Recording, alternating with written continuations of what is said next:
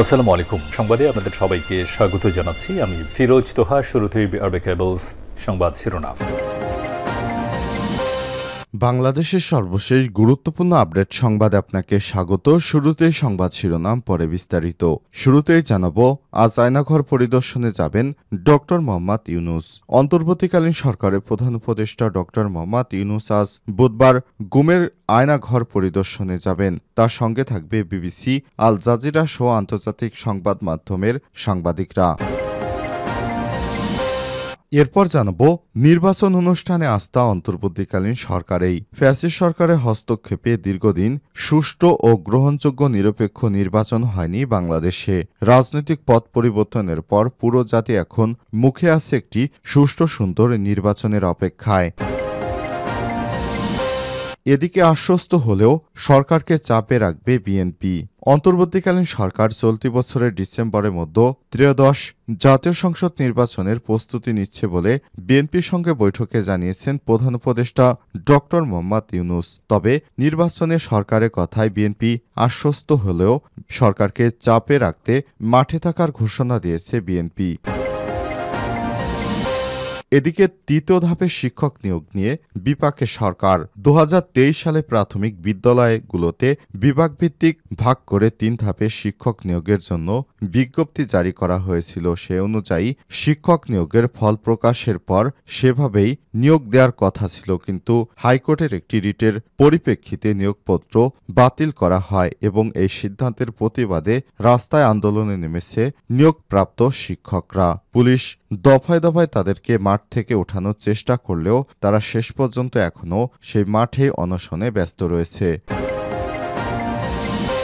এবারে জানাবো, যুক্তরাষ্ট্রের সহায়তা চাইলেন প্রধান উপদেষ্টা। যুক্তরাষ্ট্রের ইউএসএআইডির স্থগিতের ফলে বাংলাদেশের জন্য গুরুত্বপূর্ণ প্রকল্পগুলোর ভবিষ্যৎ নিয়ে উদ্বেগ প্রকাশ করেছেন অধ্যাপক ডক্টর মোহাম্মদ ইউনূস। তিনি বলেছেন, বাংলাদেশের সংস্কার ও পুনর্গঠনের এই গুরুত্বপূর্ণ সময়ে যুক্তরাষ্ট্রের সহায়তা অপরিহার্য।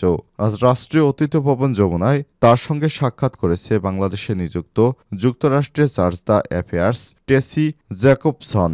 এ সময় তিনি এসব কথা বলেছেন। এবং সর্বশেষ জানাবো, ইউক্রেন হয়তো একদিন রাশিয়া হয়ে যাবে, ট্রাম্পের বিস্ফোরক মন্তব্য।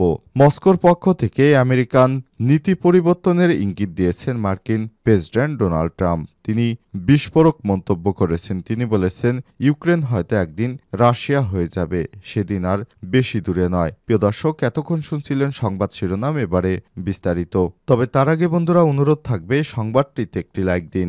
এই চ্যানেলে আপনি নতুন হয়ে থাকলে আমাদের সংবাদটি দেখতে দেখতে চ্যানেলটি সাবস্ক্রাইব করে রাখুন। কমেন্ট করে বন্ধুরা আপনার মূল্যবান মতামত জানিয়ে দিন আপনি বিশ্বের কোন দেশ থেকে বা বাংলাদেশের কোন স্থান থেকে আমাদের সংবাদটি দেখছেন এবং শুনছেন। এবারে বিস্তারিত। আজ আয়নাঘর পরিদর্শনে যাবেন ডক্টর মোহাম্মদ ইউনূস। অন্তর্বর্তীকালীন সরকারের প্রধান উপদেষ্টা অধ্যাপক ডক্টর মোহাম্মদ ইউনূস আজ বুধবার গুমের আয়নাঘর পরিদর্শনে যাচ্ছেন। তার সঙ্গে থাকবে বিবিসি, আল জাজিরা সহ আন্তর্জাতিক সংবাদ মাধ্যমের সাংবাদিকরা।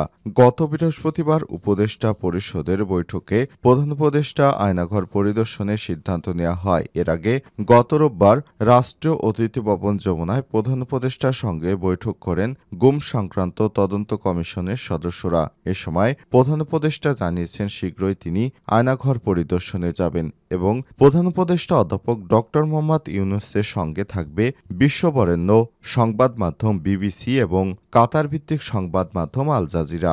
গুম সংক্রান্ত তদন্ত কমিশনের চেয়ারম্যান বিচারপতি মইনুল ইসলাম চৌধুরীর নেতৃত্বে কমিশনের সদস্যরা তদন্তের অগ্রগতি জানিয়ে প্রধান উপদেষ্টা ডক্টর মোহাম্মদ ইউনূসকে সেদিন জানান, জয়েন্ট ইন্টারগেশন সেল বা আয়নাঘর নামে পরিচিত সেগুলো প্রধান উপদেষ্টা পরিদর্শন করলে গুমের শিকার ব্যক্তিরা আশ্বস্ত হবেন এবং অভয় পাবেন।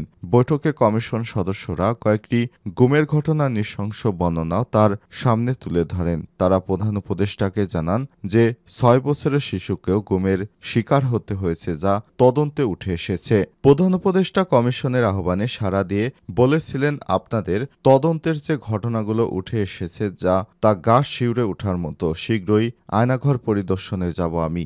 গুম সংক্রান্ত তদন্ত কমিশন গত 14 ডিসেম্বর যমুনায় প্রধান উপদেষ্টার সঙ্গে সাক্ষাৎ করেন এবং প্রধান উপদেষ্টা তখন তার এই আশার কথা প্রকাশ করেছেন বলে জানিয়েছে গুম সংক্রান্ত তদন্ত কমিশনের সংশ্লিষ্টরা। নির্বাচন অনুষ্ঠানে আস্থা অন্তর্বর্তীকালীন সরকারেই। ফ্যাসিস্ট সরকারের হস্তক্ষেপে দীর্ঘদিন দেশে সুষ্ঠু নিরপেক্ষ জাতীয় নির্বাচন হয়নি। রাজনৈতিক পথ পরিবর্তনের পর পুরো জাতি এখন মুখে আছে একটি সুন্দর নির্বাচনের অপেক্ষায়। এরই মধ্যে রাজনৈতিক দলগুলো নির্বাচনী তোড়জোড় শুরু করেছে। দেশের পরিস্থিতি বিবেচনায় চলতি বছরের মাঝামাঝি এই নির্বাচন করতে অন্তর্বর্তীকালীন সরকারকে চাপ দিয়েছে বিএনপি। এরই মধ্যে জামাত ইসলাম এর বেশ কয়েকজন প্রার্থীও ঠিক করেছেন অন্তর্বর্তীকালীন সরকারের পক্ষ থেকে চলতি বছরের শেষে অথবা আগামী বছরের জুনে এই নির্বাচন করার ঘোষণা দেওয়া হয়েছিল। সর্বশেষ গত সোমবার বিএনপির একটি প্রতিনিধি দলের সঙ্গে বৈঠকে প্রধান উপদেষ্টা ডক্টর মোহাম্মদ ইউনূস আশ্বস্ত করেছেন যে ডিসেম্বরের মধ্যেই নির্বাচন অনুষ্ঠানের প্রস্তুতি নিচ্ছে সরকার আসন্ন সাধারণ নির্বাচনকে সর্বকালের সেরা এবং ঐতিহাসিক করার পরিকল্পনা করেছে বলেও জানিয়েছেন প্রধান উপদেষ্টা।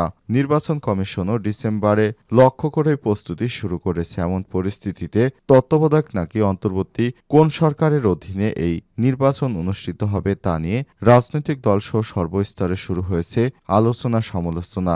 রাজনীতিকরা বলছেন নির্বাচনে বর্তমান অন্তর্বর্তীকালীন সরকারের অধীনেই হতে পারে, কারণ সুপ্রিম কোর্টের রেফারেন্স অনুযায়ী গঠিত সাংবিধানিকভাবে একটি বৈধ সরকার অন্তর্বর্তীকালীন সরকারের দায়িত্ব পালন করছেন। সেক্ষেত্রে শুধু রাজনৈতিক ঐক্যমত প্রয়োজন। অন্যদিকে কেউ কেউ মনে করছেন সরকারের নিরপেক্ষতা নিয়ে প্রশ্ন উঠতে থাকলে নির্বাচন চলাকালীন সরকার ব্যবস্থায় জোরালো পরিবর্তনও হতে পারে।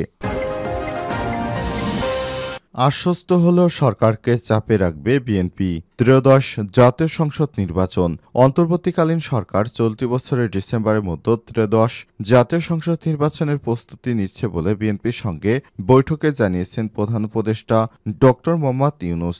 সরকার প্রধানের এমন কথায় নির্বাচন নিয়ে আশ্বস্ত হয়েছে দলটি। এই ঘটনায় বিএনপি বেশ উৎফুল্ল, তবে দলটির নেতারা মনে করেন তারপরও বাধা আসতে পারে, কারণ নির্বাচন প্রলম্বিত করতে সরকারের উপর এক ধরনের চাপ আছে। তাই পুরোপুরি আশ্বস্ত হয়ে দ্রুততম সময়ের মধ্যে সুনির্দিষ্ট রোডম্যাপ চায় বিএনপি। এজন্য সরকারকে চাপে রাখতে পূর্বঘোষিত ঢাকাসহ দেশব্যাপী সভা সমাবেশের কর্মসূচি পালন করবে দলটি। সোমবার রাজধানীর গুলশানে দলের চেয়ারপারসনের রাজনৈতিক কার্যালয়ে বিএনপির জাতীয় স্থায়ী কমিটির বৈঠকে এমন আলোচনা হয়েছে। রাত 9:30 থেকে 11:30 পর্যন্ত অনুষ্ঠিত বৈঠকে লন্ডন থেকে ভার্চুয়ালি সংযুক্ত হয়ে সভাপতিত্ব করেন দলের ভারপ্রাপ্ত চেয়ারম্যান তারেক রহমান। স্থায়ী কমিটির সিদ্ধান্ত অনুযায়ী গত 5 আগস্ট গণ অভ্যুত্থানের পর আজ বুধবার থেকে রাজনৈতিক কর্মসূচি নিয়ে মাঠে নামছে বিএনপি। নিত্যপণ্যের দাম সহনীয় পর্যায়ে রাখা, আইন শৃঙ্খলা পরিস্থিতির উন্নতি ঘটানো, নির্বাচনের রোডম্যাপ ঘোষণা করা এবং ফ্যাসিবাদীদের নানা ষড়যন্ত্র মোকাবিলা সহ বিভিন্ন জনদাবিতে আগামী 25 ফেব্রুয়ারি পর্যন্ত ঢাকা সহ দেশের 67টি সাংগঠনিক জেলায় সভা সমাবেশ করবে দলটি। তৃতীয় ধাপের শিক্ষক নিয়োগ নিয়ে বিপাকে সরকার, আজও মাঠে থাকবে আন্দোলনকারীরা। 2023 সালে সরকারি প্রাথমিক বিদ্যালয়গুলোকে বিভাগভিত্তিক ভাগ করে 3 ধাপের শিক্ষক নিয়োগের জন্য বিজ্ঞপ্তি জারি করা হয়েছিল। সে অনুযায়ী সব প্রক্রিয়া শেষ করে গত বছরের প্রথম ও দ্বিতীয় ধাপে নিয়োগের ফল প্রকাশ করা হয় এবং শিক্ষকরা কর্মক্ষেত্রে যোগদান করেন। কিন্তু গত অক্টোবরে তৃতীয় ধাপে ঢাকা চট্টগ্রাম বিভাগের চূড়ান্ত ফল প্রকাশিত হলেও শিক্ষকরা এখনও যোগদান করতে পারেনি। এর আগেই এক রিটের পরিপ্রেক্ষিতে নিয়োগপত্র দেওয়া সরকারি নিয়োগের সিদ্ধান্ত বাতিল করে রায় দেয় হাইকোর্ট। একই সঙ্গে মেধার ভিত্তিতে নতুন করে নিয়োগ দিতে নির্দেশ দেওয়া হয়েছে। এই রায়ের পর সুপারিশপ্রাপ্ত শিক্ষকরা আন্দোলনে নেমেছে। পুলিশি হামলা ও লাঠিচার্জের পরও তারা রাস্তা থেকে সরে যায়নি। গতকাল প্রাথমিক ও গণশিক্ষা মন্ত্রণালয়ের উপদেষ্টার সঙ্গে সাক্ষাৎ করে সন্তোষজনক আন্দোলন এর বিষয়ে কোনো মনোভাব না দেখতে পেয়ে আন্দোলনকারীরা এখনও আন্দোলন চালিয়ে যাওয়ার ঘোষণা দিয়েছে। জানা গেছে সরকারি প্রাথমিক বিদ্যালয়ের রাজস্ব খাতসমূহ সরকারি নিয়োগ বিজ্ঞপ্তি সম্পর্কে 3টি ধাপে দেওয়া হয়েছিল। প্রথম ও দ্বিতীয় ধাপের চূড়ান্ত নিয়োগ কার্যক্রম এবং অপেক্ষমান তালিকা থেকে নিয়োগ কার্যক্রম সম্পন্ন করা হয়েছে, কিন্তু তৃতীয় ধাপে দেখা যায় সমস্যা।